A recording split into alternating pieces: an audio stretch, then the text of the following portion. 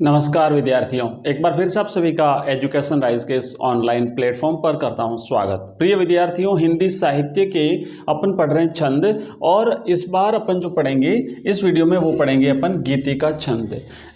इससे पहले का जो वीडियो था उसमें हमने देखा था मात्राओं की गिनती कैसे करते हैं, वर्णों की गिनती कैसे करते हैं, वर्णिक छंद क्या होता है, मात्रिक छंद क्या होता है, समवर्णिक, सममात्रिक, अर्ध समवर्णिक, अर्ध सममात्रिक, सब कुछ अपन पढ़ चुके हैं। और सीधा अपन पढ़ेंगे, पहला हमारा छंद है गीति का छंद। इंपॉर्टेंट है, एग्जाम में आ सकता है, लेकिन बहुत ही सिंपल तरीके से समझाऊंगा, पहली बार में ही आपको सारा का सारा इजीली समझ में आ जाएगा। तो गीति का जो है ना, ये एक प्रकार का छंद होता है, और इसमें जो है याद रखना, इसमें सममात्रिक छंद है। गीति का जो है ये एक सममात्रिक छंद है। सममात्रिक छंद किसे कहते हैं? जिसके प्रत्येक चरण में मात्राओं की संख्या समान होती है उसे सममात्रिक छंद कहते हैं। तो इसके प्रत्येक चरण में मात्राओं की संख्या समान है, 26-26 मात्राएं होती है, इसलिए इसे हम सममात्रिक छंद कहते हैं। तो पहली बात तो ये ध्यान रखना। देखो प्रश्न कैसे आएगा कि गीति का छंद किसे कहते हैं, एक उदाहरण दीजिए। हरि गीति का छंद किसे कहते हैं, एक उदाहरण दीजिए। तो आपको परिभाषा लिखनी पड़ेगी और साथ ही साथ उसका लिखना पड़ेगा एक एक उदाहरण। तो ये परिभाषा है, आप लिखेंगे। अगर आप ऐसे भी लिख सकते हैं ना एक एक पंक्ति में कि भाई ये एक सममात्रिक छंद है, उसके बाद लिखेंगे इसके 4 चरण होते हैं, फिर लिखेंगे इसके प्रत्येक चरण में 26-26 मात्राएं होती है और 14-12 पर यति होती है। देखो कैसे लिखना, एक इसका है ना, एक मतलब एक क्रम होता है। सबसे पहले तो कि इसमें ये एक सममात्रिक छंद है। सममात्रिक का मतलब होता है प्रत्येक चरण में मात्राओं की संख्या समान होती है। तो दूसरी पंक्ति आपको लिखनी है कि इसमें 4 चरण होते हैं और प्रत्येक चरण में जो मात्राओं की संख्या होती है वो समान होती है, यानी प्रत्येक चरण में 26-26 मात्राएं होती है। पहले चरण में 26, दूसरे में 26, तीसरे में 26। तो ये सारी चीजें लिखनी है। सममात्रिक छंद, 4 चरण, प्रत्येक चरण में मात्राओं की संख्या समान यानी 26-26, और यति कहां पे होती है, 14 और 12 पे यति होती है। तो आगे लिखना है 14-12 मात्राओं पर यति होती है और अंत में लघु गुरु आता है। एक उदाहरण हम यहाँ पे देखेंगे, ये सारा कैसे होता है देखेंगे। तो सबसे पहले तो कि सममात्रिक छंद है, तो आप यहाँ पे देख सकते हैं इसके सममात्रिक छंद इसलिए है क्योंकि इसके प्रत्येक चरण में मात्राओं की संख्या है वो समान है, और वो कितनी है, तो वो 26 है, इसलिए एक सममात्रिक छंद हो गया। इसमें मात्राओं की गिनती कर लीजिए। 26 मात्राएं, यहाँ पर भी 26 मात्राएं, यहाँ पर भी 26 मात्राएं, और यहाँ पर भी 26 मात्राएं, इसलिए ये हो गया एक सममात्रिक छंद। दूसरा हमारा था कि इसमें 4 चरण होते हैं। तो यहाँ पे देख सकते हैं ये पहला चरण, ये दूसरा चरण, ये तीसरा चरण और ये चौथा चरण, मतलब 4 पंक्तियां होती है। पंक्ति को ही छंद, इसमें छंद शास्त्र में उसे चरण कहते हैं, उसे पाद भी कहते हैं। ठीक है, तो ये तो हो गया 4 चरण होते हैं। फिर तीसरी लाइन है, प्रत्येक चरण में मात्राओं की संख्या समान होती है और 14-12 पर यति होती है। तो देखो हम पहले तो एक उदाहरण देखते हैं। उदाहरण क्या है कि हे प्रभु आनंद दाता ज्ञान हमको दीजिए, शीघ्र सारे दुर्गुणों को दूर हमसे कीजिए, लीजिए हमको शरण में हम सदाचारी बने, ब्रह्मचारी धर्म रक्षक वीर व्रतधारी बने। कितना मस्त उदाहरण है। तो आप इस उदाहरण को अच्छी तरह से याद कर लीजिएगा।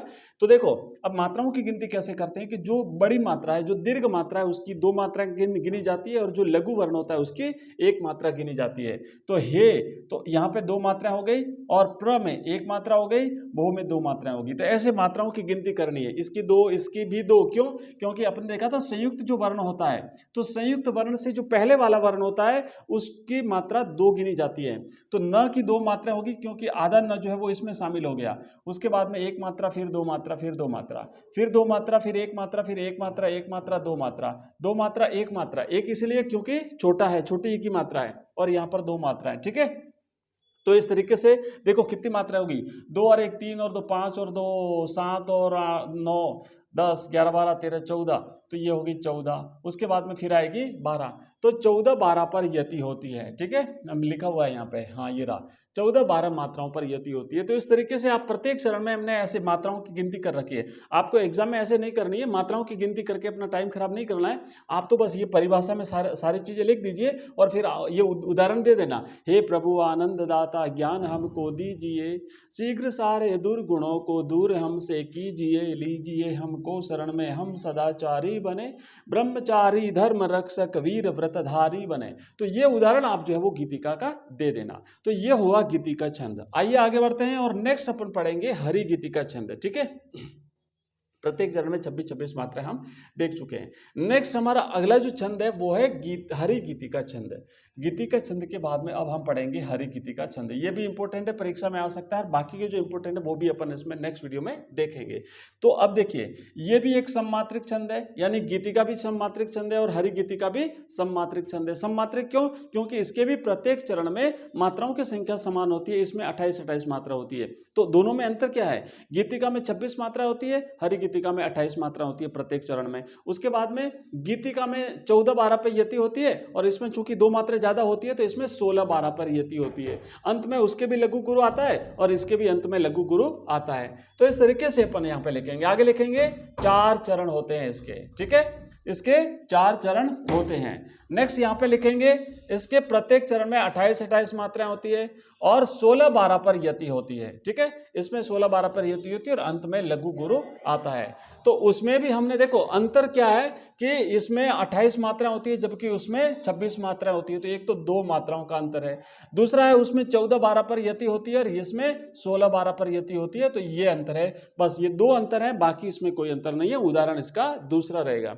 तो इसका एक प्रसिद्ध उदाहरण अपन यहाँ पे लिखेंगे, संसार की समर स्थली में धीरता धारण करो, चलते हुए निज इष्ट पथ पर संकटों से मत डरो, जीते हुए भी मृतक सम रह कर न केवल दिन भरो, वर वीर बनकर आप अपनी विघ्न बाधाएं हरो। तो ये उदाहरण है हरि गीतिका का, अच्छी तरह से याद रख लीजिएगा। अगर आप चाहो तो पहली वाली पंक्ति में आप मात्राओं की गिनती करके दिखा देना। आपको यहाँ पे दिखा देना कि प्रत्येक चरण में इस प्रकार मात्राओं की गिनती होती है। ज़्यादा टाइम खराब नहीं करना है, एक पंक्ति में मात्राओं की गिनती कर लीजिए। जैसे कि स के ऊपर जो अनुस्वार है तो इसकी 2 मात्राएं गिनी जाती है, सा की 2 मात्राएं और र की 1 मात्रा, की 2 मात्राएं, फिर 1 1 1 1 और ली की 2 मात्राएं। ठीक है, इसमें 2 मात्राएं। तो इस तरीके से टोटल 28 मात्राएं हुई। तो प्रत्येक चरण में मात्राओं की संख्या 28-28 होती है।